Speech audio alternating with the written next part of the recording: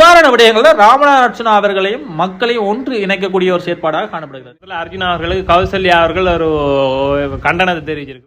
அர்ஜுனா ராமநாதன் அவர்கள் வந்து காலையிலிருந்து வந்ததிலிருந்து பூஜிலிட்டு கொண்டே இருக்கிறார். லக்லஸ் தேவானந்தா அவர்கள் வந்து பிணையில் விடுதலை செய்யப்பட்ட பின் ஜனாதிபதி அனுரகுமார் திசாநாயக் அவர்களுக்கு நன்றி தெரிவித்து இந்த நன்றி இது என்னென்ன காரணங்கள் அவங்க ரெண்டு பேருக்கும் இடையில மட்டும்தான் தெரியுமா. வணக்கம் வினோயன். வணக்கம். என்ன கதை இலங்கையில் என்ன நடக்கு? இலங்கையில பல விடயங்கள் நடக்காலே வந்து நேற்றைய தினம் பாராளுமன்றத்தில் அர்ஜுனா அவர்களுக்கு கௌசல்யா அவர்கள் ஒரு கண்டனத்தை தெரிவிச்சிருக்கிறார்.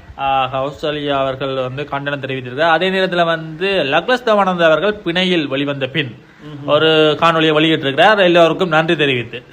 அதே நேரத்தில் ஜனாதிபதி அவர்கள் தெரிவித்திருக்கிறார் என்னென்றால், நீங்க என்னதான் தடுத்தாலும் அந்த கல்வி சீர்திருத்தம் வந்தே ஆகும் என்ற ரீதியில் தன்னுடைய கருத்துக்களை வெளியிட்டிருக்கிறார். அடுத்த நேற்றைய தினம் வந்து பாராளுமன்ற உறுப்பினரும் அமைச்சருமான நலிந்த ஜெயதீஷ் அவர்கள் முல்லைத்தீவு மாவட்டத்தில் வந்து இடம்பெற்ற சிறுமி டினோஜா அவர்களின் மரணம் தொடர்பான கருத்தையும் தெரிவித்திருக்கிறார். ஐயா, மரணம் தெரிவித்தார். அது தொடர்பான விசாரணைகள். அப்ப இது தொடர்பான ஒரு அலாசல் தான் இன்றைய தினம் நடைபெறப்போகிறது. முதலாவதாக ராமநாதன் அர்ச்சுனா அவர்களுக்கு வந்து கௌசல்யா, நீங்க சொல்ற கௌசல்யா யார்? கௌசல்யா ஆரியரத்ன, அதாவது வந்து ஊடகத்துறை பிரதி அமைச்சர் அவர்கள் தான் வந்து இந்த எச்சரிக்கைன்னு ஒரு கண்டனத்தை தெரிவிக்கிறார். அவர் நிச்சயமா வந்து பாராளுமன்றம் வந்து சாப்பிட்றதுக்கும் வந்து கூச்சலிட்டு கத்துறதுக்கும் இல்லை, இது மக்களோட பிரச்சனையை எடுத்து என்பதற்கான ஒரு இடம். ஆனா அப்படியா செய்யறீங்களா? இல்ல, நீங்க பாராளுமன்றத்தை குழப்பிக் கொண்டே இருக்கிறீங்க. என்ன சொல்லியிருக்கிறாருன்னா, அர்ஜுனா ராமநாதன் அவர்கள் வந்து காலையிலிருந்து வந்ததிலிருந்து கூச்சலிட்டு கொண்டே இருக்கிறார். அவர் வந்து இங்க வந்து பாராளுமன்றத்துக்கு வர்றது வந்து கூச்சலிடுவதற்கும் சிற்றுண்டி சாலைகளில் போய் சாப்பிடுவதற்கும் இல்ல, இது மக்களுடைய பிரச்சனையை தீர்ப்பதற்கான இடம் என்று தன்னுடைய கருத்துக்களை முன்வைத்திருக்கிறார். அதே வந்து சிற்றுண்டி சாலையில சாப்பிடுவதற்கும் என்று சொல்றதுக்கான காரணமா வந்து அவர் குறிப்பிட்ட ஒரு நாளைக்கு முதல் பார்லிமெண்ட்ல கெண்டில சாப்பிட சரியான சாப்பாடு இல்ல, சிவப்பு அரிசி சோறு மட்டும் தான் இருக்கு, இந்த மாதிரி கருத்துக்களை பாத்தீங்களா. அப்ப இவ்வாறான ஒரு கருத்துக்கள் முன்வைத்துட்டு அவர் வந்து இது மட்டும் இல்ல, அப்ப அந்த அமைச்சர் வந்து இன்னொரு விடயத்தையும் சொல்லியிருக்கிறார் என்றால், இந்த எதிர்கட்சி அணியினர் மீது பிரதமர் மீது தேவையற்ற விவாதங்களையும் தேவையற்ற விடயங்களையும் பரப்புகிறார்கள் என்ற ரீதியில் தன்னுடைய கருத்துக்களை முன்வைத்திருக்கிறார். குறிப்பாக வந்து பிரதமர் அவர்களை வந்து வாய்மொழி மூலமாக சைகை மொழி மூலமாகவும் ஒரு எம்பி வந்து விமர்சித்திருக்கிறார். யார் என்று பார்த்தால் ரோகண பண்டார என்ற ஐக்கிய மக்கள் சக்தியின் பாராளுமன்ற உறுப்பினர் தான் இப்படி செய்கிறார். இது வந்து மிகவும் வன்மையா கண்டிக்கத்தக்கது. அவங்கள பாராளுமன்ற உறுப்பினர்களை இப்படி செய்து அவங்க ஏற்றுக்கொள்வாங்க. குறிப்பாக அவங்க அந்த கட்சியினுடைய சார்ந்த பெண் பாராளுமன்ற உறுப்பினர்களை இவ்வாறு விமர்சித்தால் நீங்க ஏற்றுக்கொள்வீர்களா, அல்ல அந்த பெண் உறுப்பினர்கள் ஏற்றுக்கொள்வார்களா என்ற ரீதியில தான் தன்னுடைய விமர்சனங்களை முன்வைத்திருக்கிறார். யார் என்று பார்த்தால் கௌசல்யா அவர்கள். அடுத்ததாக இன்னொரு முக்கியமான விடயத்தை பார்க்க வேண்டும். என்னென்று பார்த்தால், லக்லஸ் தேவானந்தா அவர்கள் வந்து பிணையில் விடுதலை செய்யப்பட்ட பின் வெளியிட்ட காணொலி ஒன்று பரபரப்பாக இப்பொழுது சமூக ஊடகங்களில் பரவி வருகிறது.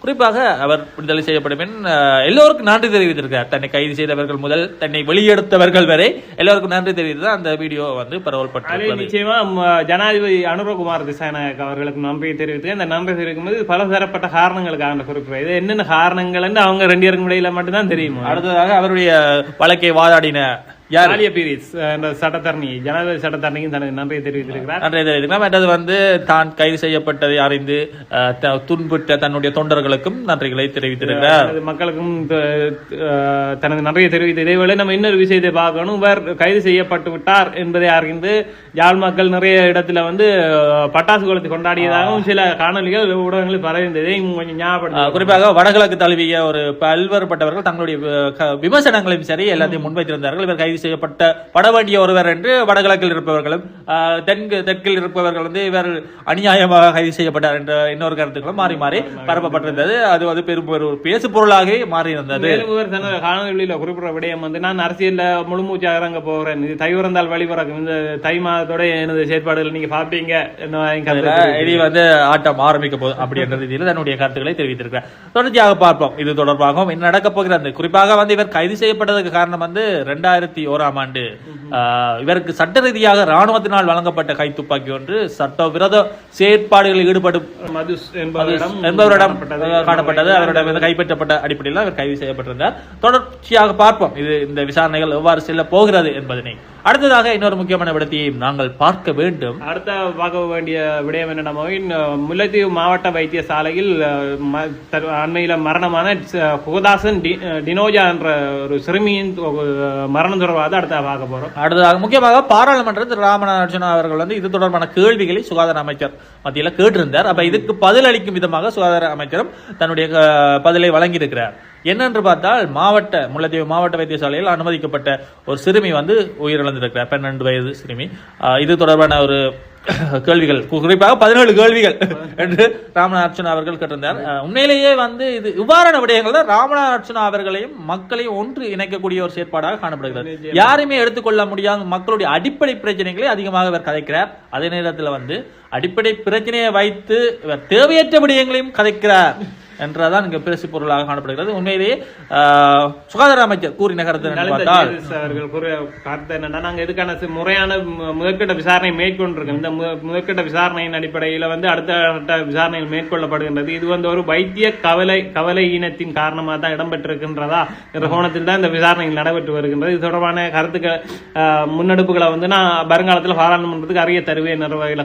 இது தொடர்பாக சுகாதார அமைச்சர் தெரிவித்த கருத்துக்கள் என்று பார்த்தால், முதலாவது அவர் தன்னுடைய கவலையை தெரிவித்திருக்கிறார். அதே நேரத்தில் வந்து மாகாண மட்ட ரீதியிலும் வைத்தியசாலை மட்ட ரீதியிலும் விசாரணைகள் ஆரம்பிக்கப்பட்டு அதன அறிக்கைகள் கிடைத்திருக்கு, சுகாதார அமைச்சுக்கு கிடைத்திருக்கு. நாங்கள் இதன் அடிப்படையில் வந்து பார்ப்போம்.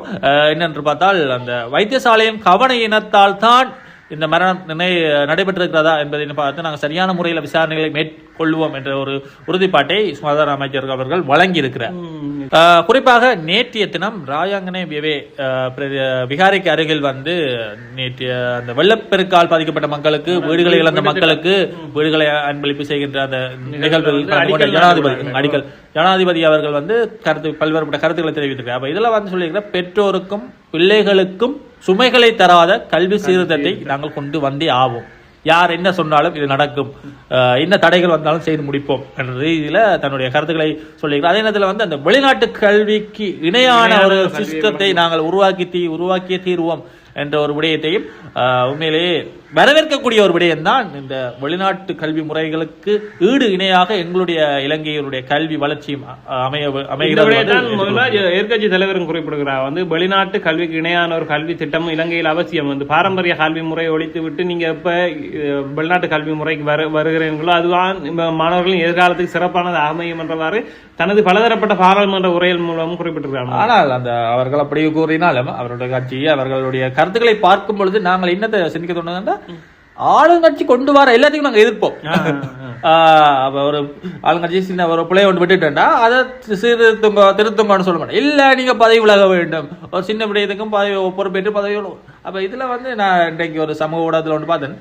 அப்ப இப்ப இருக்கிற அரசாங்கம் வந்து சின்ன பிள்ளைகளுக்கு எல்லாம் பதவி விலகணமாக இருந்தால் கடந்த காலத்தில் இருந்தவர்கள் ஆட்சி பீடமே ஏறக்கூடாது ஒரு இதோடு பார்த்துருந்தேன். இதுல வந்து நிச்சயமா எனக்கு ஒரு சந்தேகம் இருக்குது, நீங்களும் ஏற்றுக்கொள்றீங்களா? தெரியாது. காரணம் என்னன்னா வந்து இது சிறிய தவறா பெரிய தவறா என்ற ஒரு இது இருக்கு, ஒரு விமர்சனம் இருக்கு. இந்த விமர்சனமானது வந்துதான் இந்த நம்பிக்கையில்லா பிரேரணை இதற்காக வேண்டிதான் கொண்டுவரப்பட போகின்றது கல்வி அமைச்சிருக்கு. இந்த நம்பிக்கையில்லா பிரேரணை வெற்றி தோல்வி என்றதை பொறுத்துதான் இது சிறிய தவறா இல்ல அல்லது பெரிய தவறா, ஒரு சின்ன தவறா பெரிய தவறா என்பதை விட எந்த தவறு ஏற்பட்டாலும் அதுக்கு பொறுப்பு கூற வேண்டியது அந்த தவறை இழைத்தவர்களுடைய கடமை.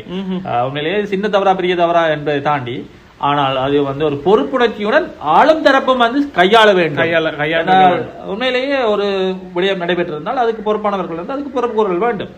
நீங்கள் அதை வச்சு அரசியல் செய்றீங்க அப்படி எல்லாம் கதைக்க முடியாது. அதை வச்சு அரசியலும் செய்யக்கூடாது என்பதுதான் எனக்கு முக்கியமான விடயம். அப்ப எல்லாரும் ஒன்று இணைந்தால்தான் ஒரு மாற்றம் ஒன்று உருவாகும். அரசியலுக்காக தங்களுடைய சுய லாபத்திற்காக இன்னொரு வாக்கு அரசியலுக்காக இந்த விடயங்களை கையாளக்கூடாது என்பதா என்னுடைய கருத்து. நிச்சயமா இது தொடர்பான மேலே செய்திகளை அறியணும்னு என்ன செய்யணும்? ஜால்ரா பாலிடிக்ஸ் பாருங்கள். நன்றி, வணக்கம். நன்றி, வணக்கம்.